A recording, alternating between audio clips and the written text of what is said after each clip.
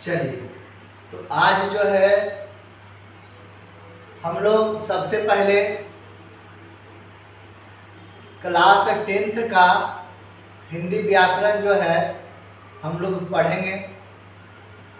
Actually क्या है कि क्लास 10th का हिंदी व्याकरण खास करके नहीं होता है, ये सभी क्लासों के लिए है।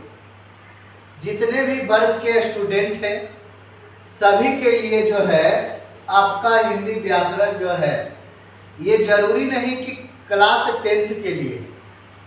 और इसमें जो है 20 चैप्टर हम लोग पढ़ेंगे बारीकी से, एक एक करके चैप्टर जो है पूरे डिटेल्स के साथ पढ़ेंगे हम लोग। आज हम लोग का पहला चैप्टर वर्ण विचार एकदम बेसिक तरीके से अच्छा से बेहतरीन ढंग से आज जो है यह क्लास को हम लोग करेंगे। तो चलिए शुरू करते हैं। सबसे पहले आप थंबनेल में देख सकते हैं कि सभी कक्षाओं के लिए है। सही बात, सभी कक्षाओं के लिए है, सभी स्टूडेंटों के लिए है, ये 10th का ही नहीं है। अब जो है सबसे पहले इसमें जो है इसका सबसे पहले हम लोग सिलेबस देखते हैं कि आखिर हम लोग को पढ़ना क्या है। इसमें हम लोग को 20 चैप्टर पढ़ना है, जो कि सबसे ज्यादा जो है वर्ण विचार जो है एक अहम भूमिका निभाती है। वर्ण विचार जो है इससे एग्जाम में कभी 8 तो कभी 10, एक बार 14 नंबर इसी से यही चैप्टर से पूछा गया था 10th क्लास में। तो इसको हम सबसे पहले यह चैप्टर को एकदम बेसिक तरीके से पढ़ेंगे अच्छे ढंग से। अब इसमें पढ़ना क्या क्या है, कौन कौन सा चैप्टर जो है हम लोग पढ़ेंगे, इसके बारे में पूरा डिटेल्स जानते हैं। सबसे पहले वर्ण विचार, संज्ञा, सर्वनाम, क्रिया, विशेषण, लिंग, और देखिए वचन, कारक, समास, उपसर्ग, प्रत्यय, संधि, पर्यायवाची शब्द, विलोम शब्द, अनेक शब्दों को एक शब्द, मुहावरे, वाक्य, काल, पत्र लेखन और निबंध लेखन। यह जो है 20 चैप्टर जो है हम लोग बारीकी से पढ़ेंगे 20 वीडियो में। एक वीडियो में एक चैप्टर आपको खत्म हो जाएगा आपका ऑब्जेक्टिव के साथ। हर एक वीडियो में सब्जेक्टिव ऑब्जेक्टिव एक साथ चले। अब यहाँ पर समझना है थोड़ा सा कि सबसे पहले वर्ण विचार का जो है हम लोग वर्ण विचार अभी हम लोग पढ़ेंगे। तो वर्ण विचार में हिंदी व्याकरण में सबसे ज्यादा इम्पोर्टेंट जो आपका है वो है ऑब्जेक्टिव। ऑब्जेक्टिव प्रश्न जो है ये पूछा जाता है। तो आखिर हम लोग इतना डिटेल से सब्जेक्टिव प्रश्न क्यों पढ़ेंगे? तो सब्जेक्टिव प्रश्न इसलिए पढ़ेंगे ताकि हमें और ज्यादा समझ में आए। बिना सब्जेक्टिव पढ़े डायरेक्ट आप ऑब्जेक्टिव कैसे बना सकते? तो सब्जेक्टिव से हम लोग समझेंगे और वही सब्जेक्टिव प्रश्न से ऑब्जेक्टिव प्रश्न निकाला जाता है। तो चलिए शुरू करते हैं यहाँ से।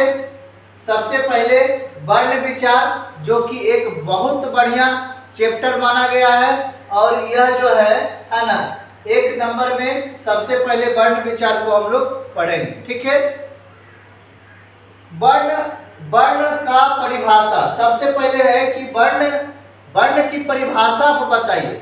वर्ण किसे कहते हैं, वर्ण है क्या? तो यहाँ पर सबसे लिखे हैं, बढ़िया से देखिए कि वर्ण उस मूल ध्वनि को कहते हैं, वर्ण उस मूल ध्वनि को कहते हैं जिसका खंड या टुकड़ा नहीं किया जा सकता है। वर्ण उस मूल ध्वनि को कहते हैं जिसका खंड या टुकड़ा नहीं किया जा सकता है। खंड या टुकड़ा किसका नहीं किया जाता है? जैसे देखिए ओ, ई, व, च, ये सब का जो है आप टुकड़ा नहीं कर सकते, इसको तोड़ नहीं सकते। ओ को आप कैसे तोड़िएगा बताइए? ओ को आप तोड़ सकते हैं क्या? इसको तो तोड़ नहीं सकते हैं। तो यही आपका क्या हो गया? वर्ण हो गया। वर्ण है ना, क्या करा कि वर्ण उस मूल ध्वनि को कहते हैं जिसका खंड या टुकड़ा नहीं किया जा सकता है, उसे वर्ण कहते हैं। ऑब्जेक्टिव में आएगा जिसका खंड या टुकड़ा नहीं किया जा सकता उसे क्या कहते हैं? तो आप टिक मारिएगा, वर्ण कहते हैं। चलिए आगे देखिए, सबसे पहले क्या दिया हुआ है, कुछ एग्जाम्पल उदाहरण देके हम समझाने की प्रयास किए हैं। उदाहरण देकर कि सबसे पहले देखिए, राम जो है, राम शब्द में 4 मूल ध्वनियां। राम शब्द में कितने मूल ध्वनि है? 4। अब देखिए कैसे। सबसे पहले क्या है, अभी देखिए र, आ और म और आ, ठीक ने, ओ, समझे? राम हो गया। अब यहाँ पर समझिए, इसका मतलब हो गया आधा, इसका मतलब क्या हो गया? आधा। अभी पूरा र बोले नहीं कि अ की मात्रा, आ की मात्रा जो है ज्यादा आ रहा है, यानी अभी पूरा र बोले नहीं कि आ की मात्रा क्या रहा है? ज्यादा आ रहा है। तो रा हो गया, क्या हो गया? रा हो गया। और अभी पूरा जो है म बोले नहीं कि अ की मात्रा आ रहा है, यानी राम। तो राम में कितने मूल ध्वनियां हैं? तो 4 मूल ध्वनियां है राम में। कितने? 4। याद रखिएगा, इस आप भी बनाइए इसको, ठीक है।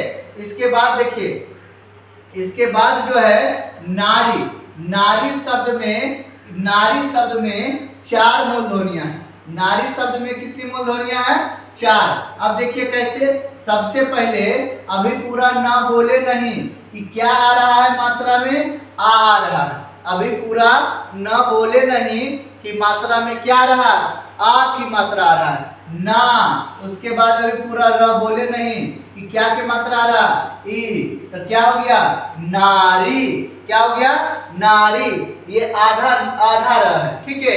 यानी अभी पूरा बोले नहीं कि ई की मात्रा आ रही है, तो हो गया क्या? नारी। क्या हो गया? नारी हो गया, ठीक है। अब देखिए यहाँ पर सबसे पहले है ना, एक और दिया गया है विदाई। क्या दिया गया है? विदाई। विदाई शब्द में कितनी है ना, तो विदाई शब्द में 5 मूल ध्वनियां हैं। विदाई शब्द में 5 मूल ध्वनियां हैं। अब 5 देखिए कैसे है। अभी पूरा वह बोले नहीं कि क्या आ गया? ई की मात्रा आ गया, बी। और उसके बाद फिर अभी पूरा द बोले नहीं कि कौची की मात्रा आ गया? आ की मात्रा आ गया। और लास्ट में जो है एक क्या बचा हुआ है? तो लास्ट में ई बचा हुआ है, यानी क्या हो गया? विदाई। क्या हो गया? विदाई हो गया। तो इस प्रकार से जो है ना, मूल ध्वनियां जो है बता सकते हैं। ये आपको क्लियर हुआ? चलिए आगे हम लोग बढ़ते हैं। देखिए कह रहा है कि जिसके और भी खंड नहीं किए जा सकते हैं, जिसको और भी खंड नहीं किए जा सकते हैं, वही तो वर्ण है। वही तो वर्ण है जो हम लोग ये पढ़ रहे हैं, इसको और खंडित नहीं कर सकते। और खंडित नहीं, क्या खंडित? इस प्रकार से करिएगा, इस प्रकार से खंडित करिएगा कि वह का इस प्रकार से तोड़ दिए, इसका कोई अर्थ है? नहीं। तो और भी खंडित नहीं किया जा सकता है। क्लियर हुआ? चलिए आगे हम लोग बढ़ते हैं। अब सबसे पहले देखिए यहाँ पर क्या है। यहाँ पर सबसे पहले अक्षर। क्या कहते हैं? अक्षर। इंग्लिश में लेटर। अक्षर किसे कहते हैं? तो अपने मन के भावों और विचारों को लिख के जिसके सामने प्रकट करते हैं, वही तो अक्षर हो गए। अक्षर का तो इतना बढ़िया डिफिनेशन है कि मन और भावनाओं को है ना, लिख कर जिसके सामने प्रकट करते हैं, उसे क्या कहते हैं? अक्षर कहते हैं। अक्षर में क्या हो सकता है? जैसे देखिए अ, आ, ई, क, ख, ये सब टोटल जो है क्या है? अक्षर है। ये टोटल क्या है? अक्षर है, ठीक है। अक्षर या है ना, परिभाषा उतना जरूरी परिभाषा नहीं है, लेकिन आपको समझना जरूरी है ना। डिफिनेशन इतना जरूरी नहीं है कि ये एग्जाम में आएगा कि अक्षर किसे कहते हैं, बिल्कुल नहीं आएगा, है ना। लेकिन इसको आप समझिए, गहराई से समझिए कि यहाँ पर पढ़ना क्या है। इसी से तो ऑब्जेक्टिव प्रश्न जो है निकलेगा। अगला जो है ये देखिए, यहां से देखिए एक ऑब्जेक्टिव प्रश्न, हिंदी में उच्चारण की दृष्टि से, हिंदी में उच्चारण की दृष्टि से वर्णों की संख्या 52 है। हिंदी में उच्चारण की दृष्टि से वर्णों की संख्या कितनी है? तो 52 है। ठीक है, ये भी याद रखिएगा, जिसमें स्वर्ण 11 है, व्यंजन 33 है, टोटल 52 अक्षर को बताया जाएगा। ठीक है, चलिए सबसे पहले उसके बाद जो है यहाँ पर हम लोग को पढ़ना है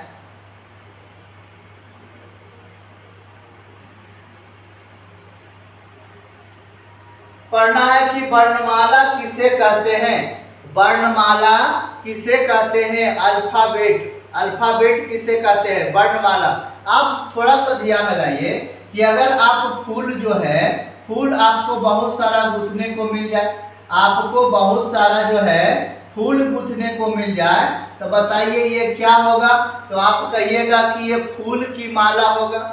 अगर बहुत सारे फूल आपको मिल जाए, फूल के समूह मिल जाए, तो इसको क्या कहते हैं आप? फूल की माला। उसी प्रकार से वर्ण का समूह मिल जाए तो वर्णमाला, वर्ण का समूह मिले तो क्या हो जाएगा? वर्णमाला, जिसमें क्या मिल जाएगा?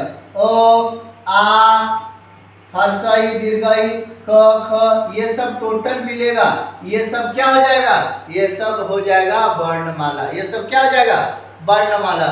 फूल मिल गया, फूल की माला, वर्ण का समूह मिला, वर्णमाला। क्लियर हुआ कि नहीं? चलिए और आगे हम लोग देखते हैं। यहाँ पर सबसे पहले क्या लिखा हुआ कि वर्णों के क्रमबद्ध समूहों को क्या कहते हैं?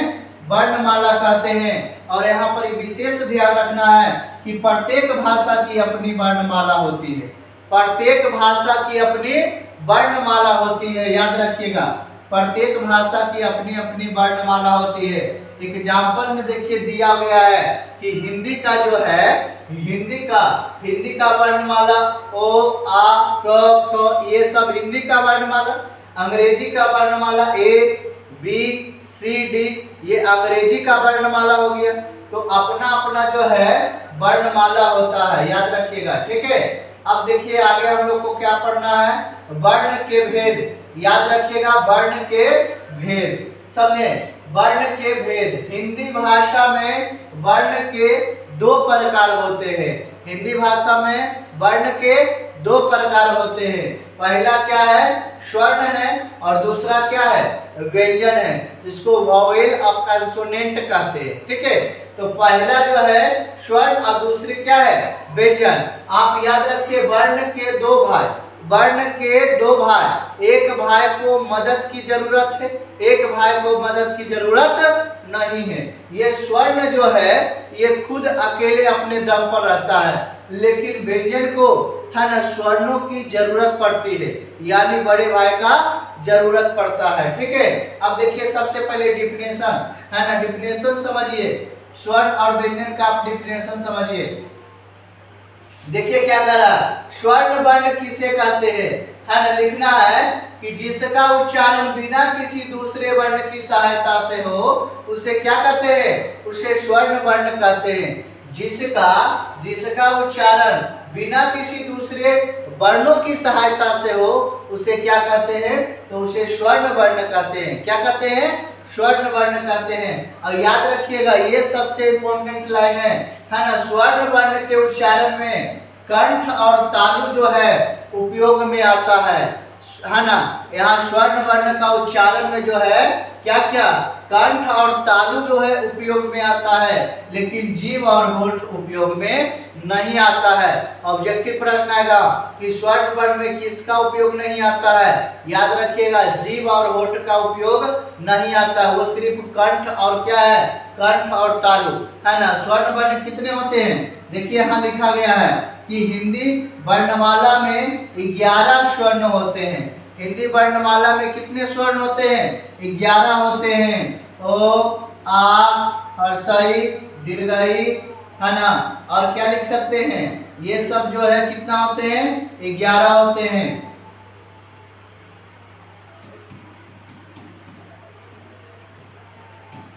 और औ। बस हो गया। 11 जो है आपका क्या होते हैं, स्वर्ण होते हैं 11, और व्यंजन आपका कितना होता है, 33 होता है। याद रखिएगा, व्यंजन कितना होता है, 33। यानी हिंदी वर्ण वाला में 11 स्वर्ण होता है। आप देख सकते हैं इस प्रकार से जो है लिखा गया 11 स्वर्ण। ठीक है, इस प्रकार से 11 स्वर्ण लिखा गया है। ठीक है, चलिए आगे हम लोग और देखते हैं। अब देखिए सबसे पहले वर्ण के, यहाँ सबसे पहले देखिए स्वर है ना, वर्ण के दो भेद थे। वर्ण का कितना भेद, दो भेद, स्वर्ण और व्यंजन। अब स्वर्ण का दो भेद, समझिए मैटर, समझिए क्या कर रहा है। स्वर्ण के दो भेद, एक मूल स्वर्ण और एक संयुक्त स्वर्ण। मूल स्वर्ण और क्या है, संयुक्त स्वर्ण, याद करिएगा।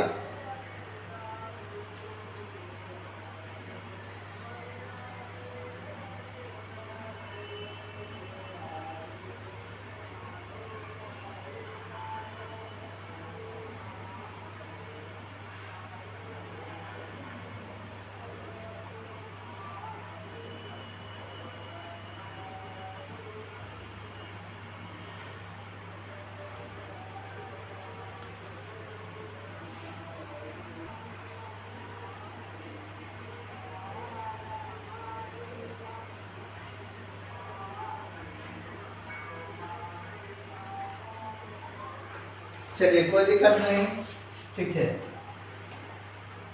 चलिए तो क्या बता रहे थे यहाँ पर, यहाँ पर सबसे पहले बता रहे थे कि स्वर्ण के दो भेद, एक मूल स्वर्ण और एक क्या है, संयुक्त स्वर्ण। मूल स्वर्ण और क्या है, संयुक्त स्वर्ण है। ठीक है, मूल स्वर्ण जैसे देखिए अकेले में है, मूल स्वर्ण अकेले में यहाँ पर दिया गया है, और यहाँ पर संयुक्त स्वर्ण साथ में। देखिए सबसे पहले ये कहाँ से आया, ये जो है अ प्लस ए से मिलकर क्या बना है, तो ए बना है। अ कैसे बना है, अ कैसे बना है बताइए। यहाँ पर सबसे पहले अ जोड़ और क्या है, यहाँ पर देखिए ओ, अ जोड़ ओ मिलकर क्या बना, अ बना। अ जोड़ ओ मिलकर क्या बना, अ बना। ये किस में आएगा, ये संयुक्त स्वर में आएगा। किस में आएगा, संयुक्त स्वर में आएगा, याद रखिएगा। ठीक है, संयुक्त स्वर में।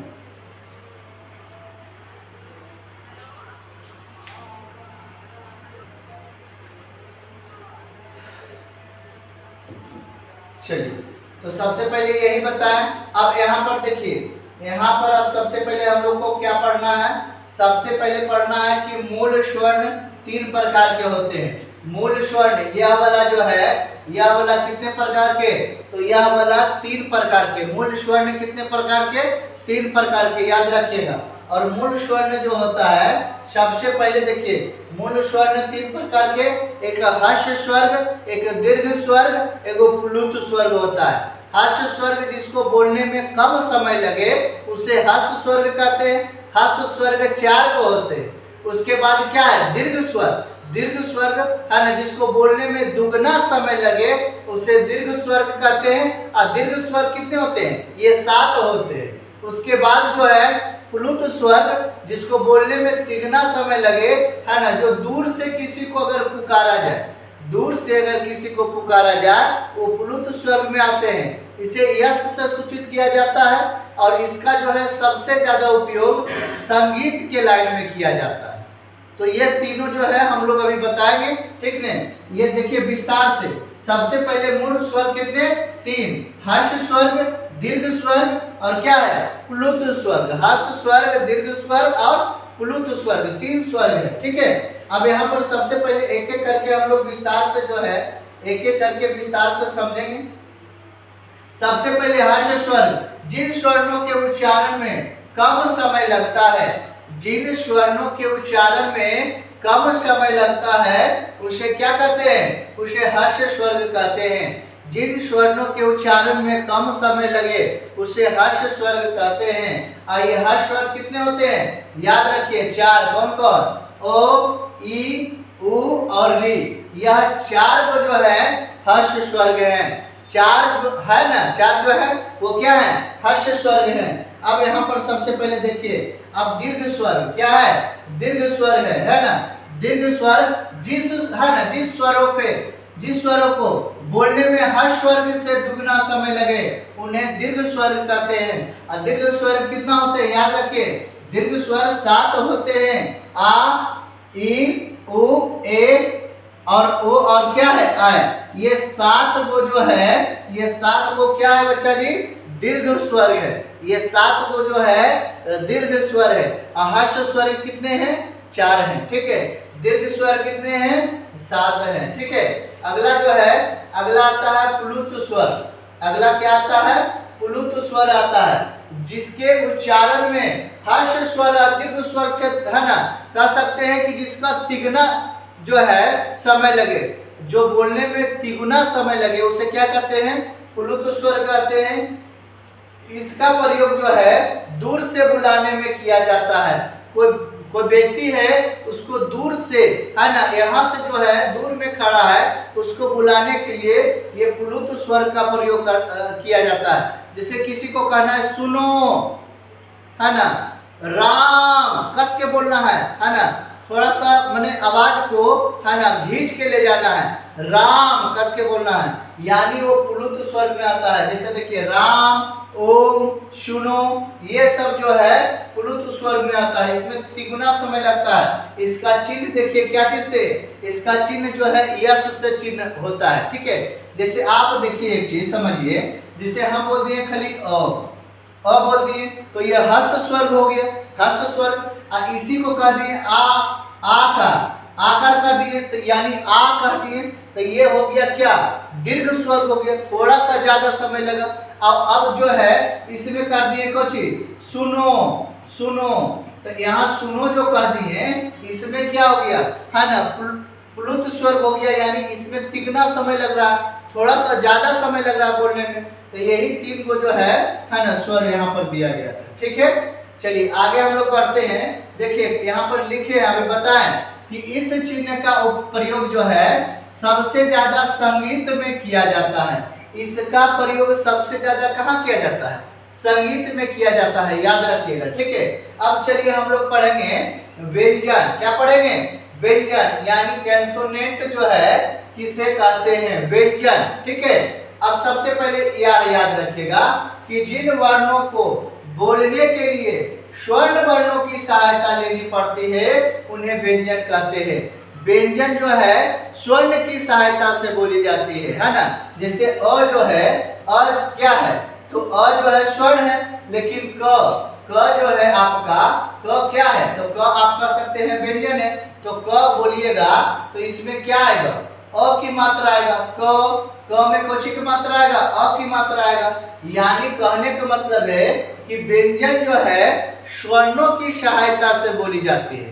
व्यंजन जो है स्वर्णों की सहायता से बोली जाती है, याद रखिएगा, ठीक है।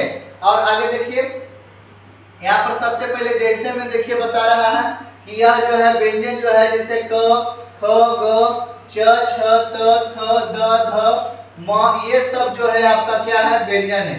देखिए क्या कर रहा है, क से लेके विसर्ग है ना, क से लेके विसर्ग तक सभी वर्ण व्यंजन कहलाते हैं। यानी क से लेके यहाँ तक लास्ट तक सब क्या है, व्यंजन है। व्यंजन कितने हैं, 33 है। व्यंजन कितने हैं, 33 हैं, ठीक है।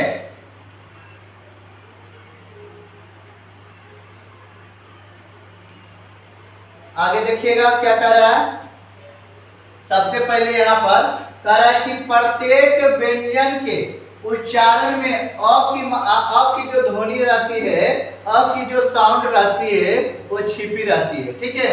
प्रत्येक व्यंजन में अ की ध्वनि क्या रहती है, छिपी रहती है, ठीक नहीं, समझे कि नहीं, ये भी समझना है। आगे देखिए अब सबसे पहले यहाँ पर देखिए क्या कह रहा है कि अ के बिना व्यंजन का उच्चारण संभव नहीं है। अ के बिना व्यंजन का उच्चारण संभव नहीं है, ठीक है। कह रहा है कि जैसे देखिए ख जोड़ अ बराबर क्या हो गया, ख। ख जो है ये दोनों को टूट के बना है ना। ये दोनों से देखिए क्या बना है, प बना है। ये दोनों से क्या बना है, प बना है। ये दोनों से देखिए, ये दोनों से च और अ से क्या बना है, च बना है। ग और अ से क्या बना है, ग बना है। यानी क से ह तक हिंदी में कुल 33 जो है व्यंजन है। क से लेके ह तक 33 व्यंजन है। क से लेके ह तक कितने व्यंजन याद रखिएगा? 33 व्यंजन है। ठीक है। स्वर्ण कितने हैं याद रखिएगा? स्वर्ण 11 है। सबसे पहले व्यंजन है ना, व्यंजन 3 प्रकार के होते हैं। व्यंजन कितने प्रकार के? 3 प्रकार के, याद रखिएगा। सबसे पहले स्पर्श व्यंजन, अंतःस्थ व्यंजन और ऊष्मा या संघर्षी व्यंजन, याद रखिएगा। अब एक एक व्यंजन को हम लोग विस्तार से पढ़ेंगे। सबसे पहले व्यंजन क्या पढ़ेंगे? तो स्पर्श व्यंजन, सबसे पहले स्पर्श व्यंजन पढ़ेंगे। ठीक है।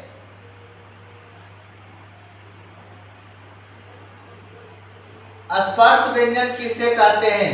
ऐसा व्यंजन जिस है ना, जिनका उच्चारण जो है करते समय वायु मुख से किसी न किसी आंतरिक भाग को स्पर्श करे, है ना, स्पर्श जो है करती है, उन व्यंजनों को क्या कहते हैं? स्पर्श व्यंजन कहते हैं। ठीक है। अब यहाँ पर समझिए मैटर। सबसे पहले क्या लिखा गया है? ऐसा व्यंजन जिनका उच्चारण जो है करते समय वायु मुख के किसी न किसी आंतरिक भाग को स्पर्श करके है न आती है, उन व्यंजनों को क्या कहते हैं? स्पर्श व्यंजन कहते हैं। जैसे क से म तक कुल कितने स्पर्श हैं? तो 25, याद रखिएगा। क से लेकर म तक जो है 25 स्पर्श व्यंजन है। ठीक है, याद रखिएगा। आगे हम लोग बढ़ते हैं।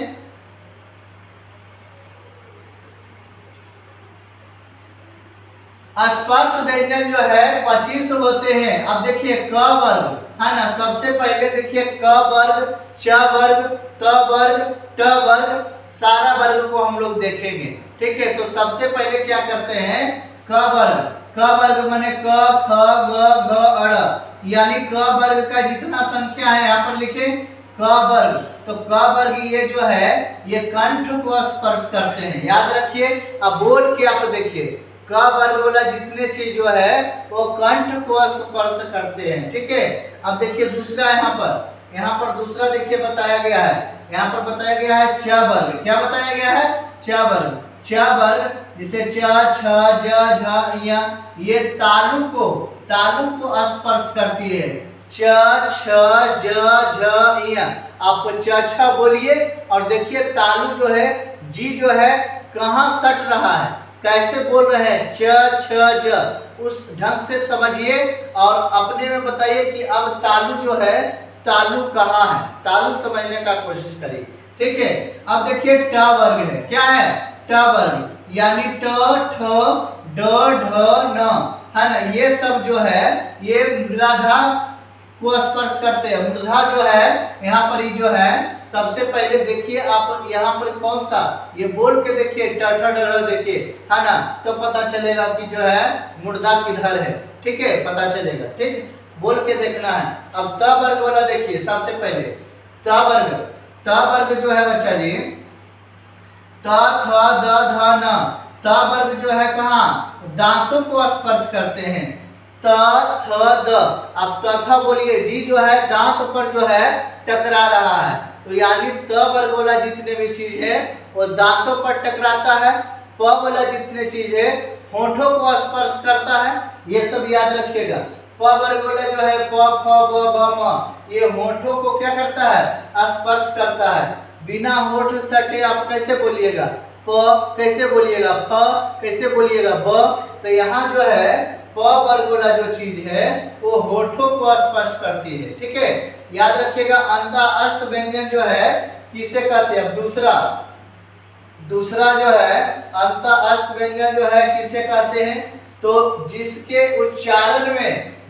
उच्चारण में जीभ मुख के किसी भी भाग, है ना, किसी भी भाग से स्पर्श नहीं करे, उसे क्या कहते हैं? अंतःस्पर्श व्यंजन कहते हैं। कह रहा है कि जिसके उच्चारण में जीभ मुख के किसी भी भाग से स्पर्श नहीं करे, जीभ मुख से किसी भी भाग को क्या स्पर्श नहीं करे, उसे क्या कहते हैं? अंतःस्थ व्यंजन कहते हैं, याद रखिएगा। ठीक है।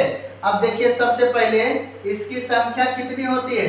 याद रखिएगा, इसकी संख्या जो होती है 4 होती है। य र ल व, इसकी संख्या कितनी होती है? 4 होती है। अब तीसरा नंबर जो हम लोग पढ़ेंगे, तीसरा नंबर कह रहा है ऊष्मा व्यंजन किसे कहते हैं? ऊष्मा व्यंजन जो है ना, ऊष्मा व्यंजन किसे कहते हैं? कह रहा है कि जिसके उच्चारण में वायु मुख से रगड़ती हुई बाहर निकलती है ना, वायु मुख से रगड़ती हुई बाहर निकलती है ना, जिसके कारण ऊष्मा उत्पन्न होती है। जिसके कारण क्या उत्पन्न होती है? ऊष्मा उत्पन्न होती है, ऊष्मा व्यंजन कहलाती है ना। इसकी संख्या कितनी होती है? तो इसकी संख्या भी 4 होती है। श, तलाबिशा, मूर्धांशा, डांशा और क्या है? ह है। 4 वो जो है इसकी संख्या भी 4 होती है, याद रखिएगा, ठीक है। अब चलिए सबसे बेहतरीन चीज जो है उच्चारण स्थान क्या है? अब सबसे बेहतरीन चीज जो है उच्चारण स्थान है सबसे पहले, ठीक है। यानी उच्चारण स्थान वर्णों को बोलने से मुंह के जिन भागों की सहायता ली जाती है उसे उच्चारण स्थान कहते हैं, है ना। यहाँ पर सबसे पहले देखिए क्या कह रहा है, सबसे पहले देखिए क्या कह रहा है, समझिए। कह रहा है कि वर्णों को बोलने में मुंह के जिन भागों की सहायता ली जाती है वो क्या कहलाता है? वो उच्चारण स्थान कहलाते हैं। वो क्या कहलाते हैं? उच्चारण स्थान कहलाते हैं। अब एग्जाम्पल में जैसे बताते हैं, देखिए जैसे कंठ जो है, कंठ गला का जो है उच्चारण है, तालु जो है मुंह के अंदर का भाग का करता है, ठीक है।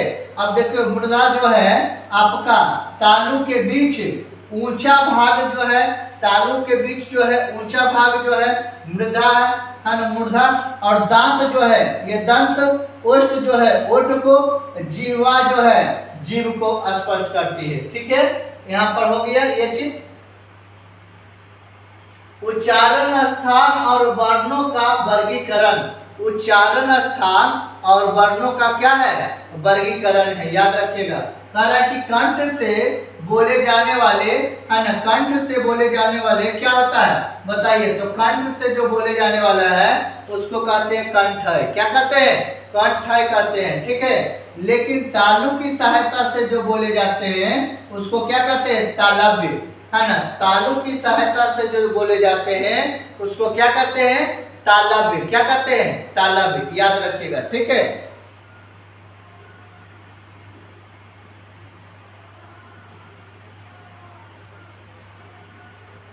चलिए आगे हम लोग बढ़ते हैं। अब देखिए सबसे पहले अब यहां पर दिया गया है कि मूर्धा की सहायता से जो बोले जाते हैं, मूर्धा की सहायता से जो है बोले जाते हैं उसको क्या कहते हैं? मूर्धन्य। क्या कहते हैं? मूर्धन्य। और दांतों की सहायता से जो बोले जाते हैं उसे क्या कहते हैं? दंत। क्या कहते हैं? दंत, जो दांतों की सहायता से बोले जाते हैं, ठीक है। ओष्ठ की सहायता से जो बोले जाते हैं, ओष्ठ की सहायता से जो बोले जाते हैं क्या कहते हैं? ओष्ठ है। क्या कहते हैं? ओष्ठ है। और कंठ और तालु दोनों की सहायता से जो बोले जाते हैं उसको क्या कहते हैं? कंठ तालव्य, है ना। कंठ और क्या, यहाँ पर दो चीज है, कंठ और तालु के साथ। देखिए यहाँ पर कह रहा है कि कंठ और किसके साथ? कंठ और तालु के साथ, है ना। कंठ और तालु के साथ बोले जाने वाला को क्या कहते हैं? कंठ तालव्य, है ना। कंठ तालव्य, ये दोनों को जो मिलाकर बोला जाता है उसको क्या कहते हैं? कंठ तालव्य कहते हैं, याद रखिएगा, ठीक है। अगला जो यहाँ पर दिया गया है, कंठ और ओष्ठ दोनों की सहायता से जो बोले जाते हैं उसको कंठोष, है ना, क्या कहते हैं? कंठोष कहते हैं, ठीक है। अब यहाँ पर सबसे पहले है कि दांतों और ओष्ठ की सहायता से जो बोले जाते हैं उसको क्या कहते हैं? दंतोष्ठ कहते हैं। क्या कहते हैं? दंतोष्ठ कहते हैं, याद रखिएगा, ठीक है। चलिए आगे हम लोग बढ़ते हैं।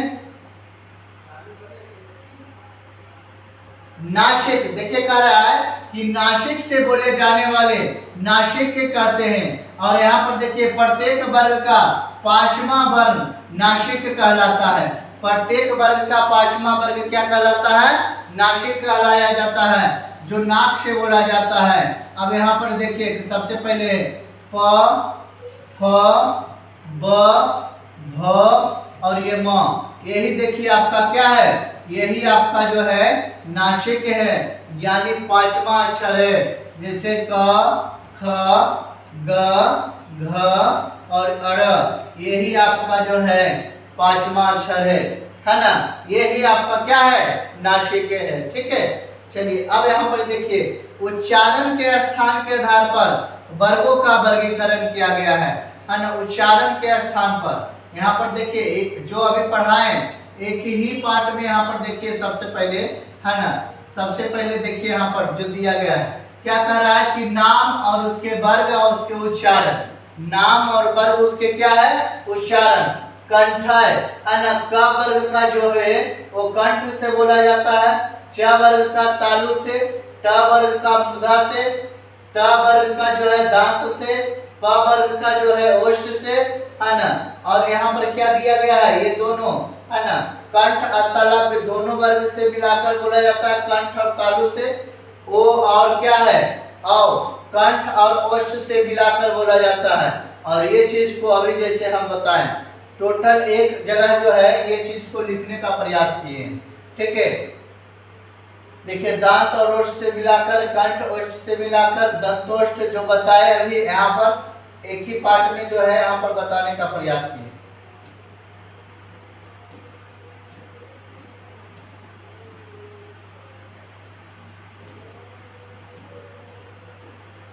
चलिए अब देखिए, अब यहाँ से देखिए क्या है, यहाँ सबसे पहले कि व्यंजनों के है ना, व्यंजनों का उच्चारण करते समय, व्यंजनों का उच्चारण करते समय बाहर आने वाली श्वास जो है वायु की मात्रा के आधार पर व्यंजन के दो भेद होते हैं, एक होते हैं अल्प प्राण और एक होते हैं महाप्राण। याद रखिएगा, एक अल्प प्राण और एक क्या होता है, एक महाप्राण। अब अल्प प्राण किसे कहते हैं इसके बारे में समझाते हैं। अल्प प्राण किसे कहते हैं इसके बारे में समझाते हैं। ठीक है, तो सबसे पहले अल्प प्राण याद रखिएगा, जिन व्यंजनों के उच्चारण से, जिन व्यंजनों के उच्चारण से मुख से कम हवा निकलती है वो अल्प प्राण कहलाती है। जिन वर्णों के उच्चारण से मुख से कम हवा निकलती है उसे अल्प प्राण कहते हैं, मुख से कम हवा निकलती है। प्रत्येक वर्ग का पहला, याद रखिएगा, पहला, तीसरा और पांचवा वर्ग जो है अल्प प्राण व्यंजन कहलाता है। जैसे आप समझिए एक मिनट में, क, ख, ग, घ और क्या दिया गया है, अड़ा दिया गया है। अब आप समझिए यहाँ पर सबसे पहले क्या कर रहा है कि पहला, तो पहला ये वाला, तीसरा तो तीसरा ये वाला, और क्या कर रहा है पांचवा यानी ये वाला। ये सब जो है आपका क्या है, अल्प प्राण। ये सब आपका क्या है, अल्प प्राण है। और जो बच गया वो आपका क्या है, तो ये महाप्राण है ना। ये सब जो है तीन गो, ये पहला, तीसरा और क्या है पांचवा अल्प प्राण है। ठीक है, याद रखिएगा सभी चीजों में यहाँ पर देखिए दिया गया है ना। क में दिया गया है, ट में दिया गया है, त में दिया गया है, प में दिया गया है। ठीक है, याद रखिएगा। अब यहाँ पर देखिए सबसे पहले क्या दिया गया है, अंत अष्ट व्यंजन। जैसे य हो गया, र हो गया, ल हो गया, व हो गया, ये सभी अल्प प्राण है। ठीक है, अब देखिए महाप्राण जो है ये क्या होता है, देखिए सबसे पहले क्या रहा, महाप्रांत व्यंजन। जिन व्यंजनों के उच्चारण में श्वास वायु अल्प प्राण की तुलना में कुछ अधिक निकलती है, उसमें कम निकलती है और इसमें अधिक निकलती है, अल्प प्राण कहलाता है। ठीक है, और अल्प प्राण जैसी ध्वनि होती है ना, इन्हें क्या कहा जाता है, इन्हें महाप्राण कहा जाता है। जैसे ह जो है, ह जैसी ध्वनि जो है आती है, इसे महाप्राण कहा जाता है। अब देखिए सबसे पहले क्या कह रहा है, महाप्राण कहा जाता है घोष और अघोष व्यंजन। घोष का अर्थ होता है नादिया गुण। यहाँ पर देखिए सबसे पहले एक चीज छूट गया है। ठीक है, महाप्राण महाप्रांत जो है यह दो भागों में बांटा गया है, याद रखिएगा। महाप्रांत जो है यह दो भागों में बांटा गया है। सबसे पहला जो भाग है घोष और दूसरा क्या है ना, अघोष। अब सबसे पहले समझना घोष का अर्थ क्या होता है। घोष का अर्थ नाद या गूंज होता है। ध्वनि की गूंज के आधार पर जो है वर्गों को दो भागों में बांटा गया है। यहाँ पर कह रहा है कि घोष अघोष, है ना। यहाँ पर थोड़ा सा मिस्टेक किया गया है। अब सबसे पहले यहाँ पर पढ़ते हैं, जब वर्गों के आधार पर दो भागों में बांटा गया है घोष अघोष, तो उसके बारे में हम लोग विस्तार से पढ़ेंगे। घोष जो है, घोष या सघोष व्यंजन किसे कहते हैं, घोष या सघोष व्यंजन किसे कहते हैं, इसके बारे में समझना। तो लिखेंगे जिन वर्णों के उच्चारण में गले के कंपन से गूंज सी होती है, जिन वर्णों के उच्चारण में गले से कंपन सी गूंज होती है, ठीक नहीं, उसे क्या कहते हैं, उसे घोष या सघोष व्यंजन कहते हैं। जैसे देखिए ग, बोलिए ग, कंपन सी होगा, ग, घ, यहाँ पर अड़, च, छ, है ना, च, झ, य, ये सब जितने भी जो चीज हैं ये बोलिएगा तो आपको जो है कंपन सी उत्पन्न होगी, है ना। घोष कह सकते हैं या सघोष कह सकते हैं, है ना, अघोष नहीं, घोष या सघोष कह सकते हैं। इसको बोलने में कंपन सी, है ना, गूंज उत्पन्न होती है, ठीक है। अब यहाँ पर देखिए क्या दिया गया है। यहाँ दिया गया है अघोष व्यंजन किसे कहते हैं। अघोष व्यंजन किसे कहते हैं, जिन वर्णों के उच्चारण में गले में कंपन नहीं होती है, जिन वर्णों के उच्चारण में गले में कंपन नहीं होती है उन्हें क्या कहते हैं, बताइए। उन्हें जो है अघोष कहते हैं। जैसे क, ख, च, छ, ये सब जितने भी हैं वो क्या है, अघोष व्यंजन है। क्या है, अघोष व्यंजन है, ठीक है।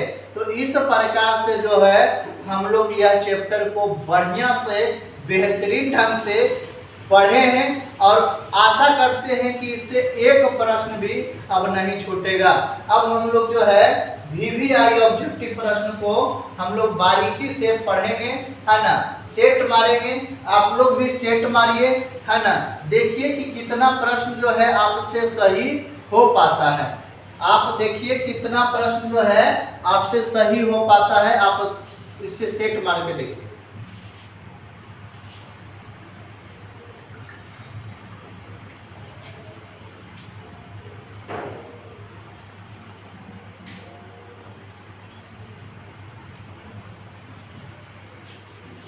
चलिए तो हम लोग सेट मारते हैं इसका, और ईमानदारी नीति से आप लोग भी जो है अगर चैप्टर समझे होंगे तो आप लोग भी सेट मारने का प्रयास कीजिए, ठीक है।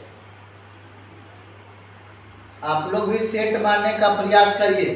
तो सबसे पहले हम लोग सेट मारते हैं। पहला प्रश्न है कि निम्नलिखित में घोष वर्ण कौन सा है। अभी पढ़े हैं, निम्नलिखित में घोष कौन सा वर्ण है, याद रखिए। तो सबसे पहले अभी हम लोग पढ़े हैं घोष कौन सा वर्ण है, तो न जो है वो घोष वर्ण है, ठीक है। न जो है वो क्या है, घोष वर्ण है। अगला जो यहाँ पर दिया गया है कि निम्नलिखित में अघोष वर्ण कौन सा है, न, है ना। तो यह जो है स जो है यह क्या है, अघोष वर्ण है। स जो है आपका अघोष वर्ण है, याद रखिएगा, ठीक है। अगला जो दिया गया है यहाँ पर तीसरा नंबर का है कि वर्गों के समूह को क्या कहते हैं। तो वर्गों के समूह को क्या कहते हैं, वर्णमाला। वर्गों के समूह को क्या कहते हैं, वर्णमाला कहते हैं। जैसे फूलों को समूह को फूलमाला कहते हैं, तो वर्गों के समूह को क्या कहते हैं, वर्णमाला कहते हैं। भा का उच्चारण स्थान बताइए। भा का उच्चारण स्थान बोलिए, भा, है ना, प, फ, ब, भ। तो भ का उच्चारण स्थान क्या हो गया, ओष्ठ हो गया। भ का उच्चारण स्थान ओष्ठ हो गया। अब देखिए चौथा पांचवा प्रश्न है।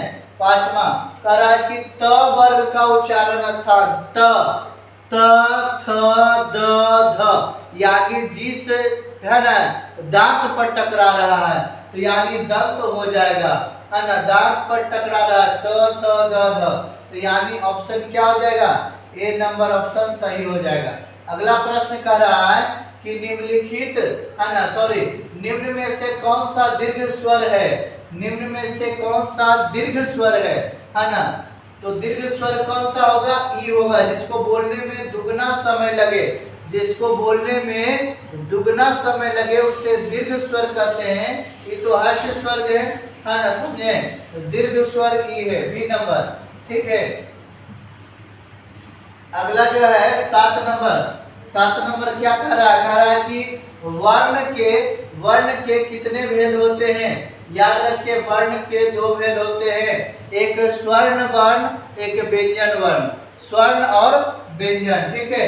अगला जो है स्वर्ण वर्ण के कितने भेद होते हैं, तो स्वर्ण वर्ण के कितने भेद होते हैं, स्वर्ण वर्ण के दो भेद होते हैं, है ना, स्वर्ण वर्ण के कितने भेद, दो भेद होते हैं, याद रखिएगा, संयुक्त, ठीक है। चलिए अगला जो है सबसे पहले कह रहा है कि द का उच्चारण स्थान क्या है, द का उच्चारण स्थान क्या है, याद रखिएगा, त थ द और ध, इसका जो है उच्चारण स्थान आपका सबसे पहले कहाँ मिलेगा, दंत, है ना, तो त का, है ना, द का उच्चारण स्थान क्या हो गया, दंत हो गया, ठीक है। अगला जो यहाँ पर दिया गया है 10 नंबर प्रश्न में दिया गया है कि व्यंजनों के अंत में क्यू हलंत जो है लगाने पर उसका मान क्या होता है, तो क्यू लगाने पर उसका मान क्या होता है, आधा होता है, क्या, आधा होता है इसका मान लगाने पर, ठीक है, याद रखिएगा। अगला प्रश्न जो दिया गया है, अगला प्रश्न 11 नंबर क्या कर रहा है कि क वर्ग का उच्चारण स्थान क्या है, तो ग वर्ण का उच्चारण स्थान ग, तो ग वर्ण का उच्चारण क्या हो गया, कंठ, है ना, क ख ग घ, कंठ से, ठीक है, क ख ग घ क्या होगा, कंठ से। अड़ा का उच्चारण स्थान क्या हो जाएगा, तो अड़ा का उच्चारण स्थान भी कंठ हो जाएगा, क ख ग और घ अड़, इसका उच्चारण स्थान क्या हो जाएगा, इसका उच्चारण स्थान कंठ हो जाएगा, इसका उच्चारण स्थान क्या होगा, कंठ होगा, याद रखिएगा, ठीक है।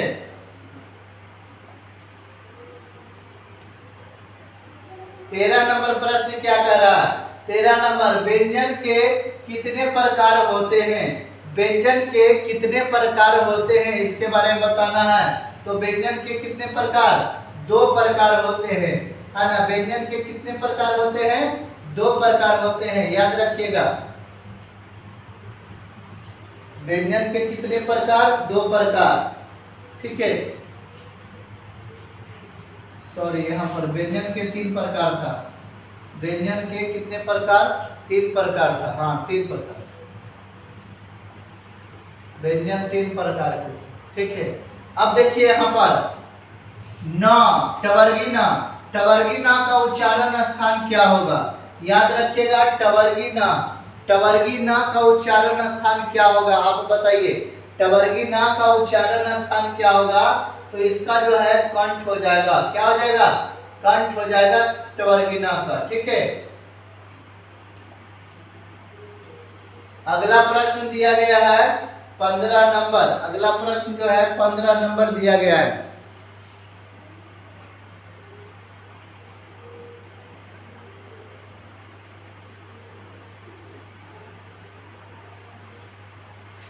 कह रहा है कि ई वर्ण जो है कौन सा स्वर है, ई वर्ण, तो ई वर्ण याद रखिए दीर्घ स्वर, जिसको बोलने में दुगना समय लगे, जिसको बोलने में दुगना समय लगे, दीर्घ स्वर। दीर्घ स्वर कितने होते हैं, याद रखिए दीर्घ स्वर 7 होते हैं, ह्रस्व स्वर कितने होते हैं, 4 होते हैं, उसको बोलने में कम समय लगता है, ठीक है, याद रखिएगा। 16 नंबर प्रश्न क्या कर रहा है, 16 नंबर प्रश्न कह रहा है यदि ए, है ना, क्या कह रहा है, यदि ए के कोई भी भिन्न स्वर आए तो एक इसके जो है कि है ना ए जो है किसमें परिवर्तित हो जाता है, तो ए जो है एच में परिवर्तित हो जाता है, यानी ऑप्शन क्या हो जाएगा, ऑप्शन डी नंबर जो है राइट हो जाएगा। ठीक है, 17 नंबर प्रश्न क्या कह रहा है, ब का उच्चारण स्थान क्या है, तो ब का उच्चारण स्थान क्या है, याद रखिएगा कि ब का उच्चारण स्थान ओष्ठ है, ब का उच्चारण स्थान क्या है, ओष्ठ है, ये याद रखिएगा। ठीक है, अगला जो है 18 नंबर प्रश्न कह रहा है कि घ का उच्चारण स्थान क्या है, घ का उच्चारण स्थान क्या है, तो घ का उच्चारण स्थान घ का घ, तो घ का उच्चारण स्थान क्या हो गया, कंठ हो गया, याद रखिएगा। घ का उच्चारण स्थान क्या हो गया, कंठ हो गया। 19 नंबर प्रश्न कितना बढ़िया कर रहा है, निम्नलिखित में घोष वर्ण कौन सा है, निम्नलिखित में घोष वर्ण कौन सा है, तो ब और द जो है दोनों जो है घोष वर्ण है ना, ब और द जो है दोनों क्या है, घोष वर्ण है, याद रखिएगा। ठीक है, अगला जो है 20 नंबर प्रश्न जो कर रहा है कि प का उच्चारण स्थान क्या है, प, तो प क्या चीज से बोलते हैं, ओठ से बोलते हैं, प का उच्चारण स्थान क्या हो जाएगा, ओष्ठ हो जाएगा, याद रखिए। प का उच्चारण स्थान ओष्ठ हो जाएगा। क वर्ग का उच्चारण स्थान याद रखिएगा, क वर्ग का उच्चारण स्थान क्या हो जाएगा, क वर्ग का उच्चारण स्थान कंठ हो जाएगा, क वर्ग का उच्चारण स्थान क्या हो जाएगा, कंठ हो जाएगा, ये सब याद रखिएगा, है ना। क वर्ग का उच्चारण स्थान क्या हो जाएगा, कंठ हो जाएगा, याद रखिए। 22 नंबर का आप लोग सही से मारिए, 22 नंबर का कौन सा सही होगा, ध वर्ग का उच्चारण स्थान आप लोग मारिए, ध है ना, ध बोल के देखिए, ध वर्ग का उच्चारण स्थान दंत, देखिए दांत पर टकरा रहा है कि नहीं, त थ द ध, तो त थ द ध जो टकरा रहा है तो ध वर्ग क्या हो जाएगा, तो ध वर्ग का स्थान दंत हो जाएगा, याद रखिए। ध वर्ग का उच्चारण स्थान दंत हो जाएगा। अब देखिए, एक ध्वनि जब दो व्यंजनों से संयुक्त हो जाए तब वो क्या कहलाती है, तब वो क्या कहलाती है, संप्रेक्त ध्वनि कहलाती है, यानी सी नंबर जो है सही हो जाएगा, राइट आंसर सी नंबर हो जाएगा, याद रखिए, राइट आंसर सी नंबर हो जाएगा। ठीक है, चलिए अब बताइए 24 नंबर आप लोग जो है आंसर बताइए, 24 नंबर आपका क्या होगा, 24 नंबर आपका सही आंसर क्या होगा बताइएगा। छ वर्ग का उच्चारण स्थान देखिए तालु, च छ ज झ, है ना, छ वर्ग का उच्चारण स्थान क्या हो जाएगा, तालु हो जाएगा, तालु हो जाएगा, याद रखिएगा। ठीक है, 25 नंबर आ ई उ, है ना, 25 नंबर जो है आ ई उ क्या है, तो याद रखिएगा कि दीर्घ स्वर, क्या है, दीर्घ स्वर है, जिसको बोलने में दुगना समय लगता है दीर्घ स्वर कहलाता है, याद रखिएगा। अब बताइए ट, अभी देखिए ट बोल रहे हैं मूर्धा में सट रहा है, ठीक है, यानी ट वर्ग जो है ट का उच्चारण क्या है, मूर्धा है, याद रखिएगा। ठीक है, यानी डी नंबर जो है सही आंसर हो जाएगा। अब यहाँ पर देखिए क्या दिया गया है कि उ ध्वनि का उच्चारण स्थान क्या होगा, उ, देखिए आप बोलिए उ, है ना, होठ का काम हो रहा, यानी ओष्ठ डी नंबर जो है सही आंसर हो जाएगा। ठीक है, अगला प्रश्न जो दिया गया है, अगला प्रश्न 28 नंबर निम्नलिखित में, है ना, महाप्राण है ना, निम्नलिखित में महाप्राण घोष जो है वर्ण कौन सा है, महाप्राण घोष कौन सा है, याद रखिए डी नंबर, आंसर याद रखिए क्या हो जाएगा, डी नंबर हो जाएगा भ। ठीक है, अब बताइए निम्नलिखित में ऊष्मा वर्ण, है ना, ऊष्मा वर्ण जो है कौन सा है, तो याद रखिएगा श जो है ऊष्मा वर्ग है ना, श जो है क्या है, ऊष्मा वर्ग है। ठीक है, चलिए अगला जो है 30 नंबर क्या कर रहा है, हिंदी वर्णमाला में हिंदी वर्णमाला में स्वर्ण की संख्या 11 होती है। हिंदी वर्णमाला में स्वर्ण की संख्या 11 होती है ना। हिंदी वर्णमाला में व्यंजन की संख्या 33 होती है। हिंदी वर्णमाला में वर्णमाला की संख्या टोटल 52 होती है। याद रखिएगा ये सब, ठीक है।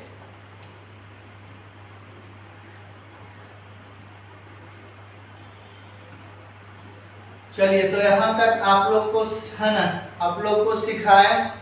अब बहुत अच्छा लगता है जब आप लोग कमेंट करते हैं और बताते हैं अपना राय विचार जो है वीडियो के है ना कमेंट के माध्यम से देते हैं, बहुत अच्छा लगता है।